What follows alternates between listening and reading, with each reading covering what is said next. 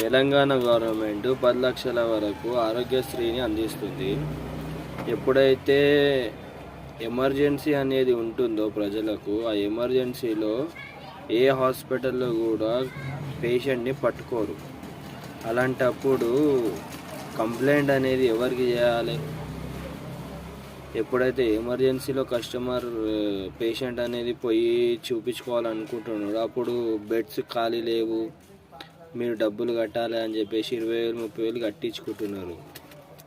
దాని తర్వాత కూడా ఆరోగ్యశ్రీలో పేషెంట్ని చూస్తలేరు.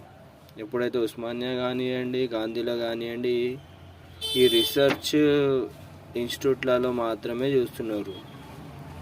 వేరే హాస్పిటళ్ళలో చాలామంది చూస్తూనే లేరు. దయచేసి ప్రభుత్వం దీనిపైన దృష్టి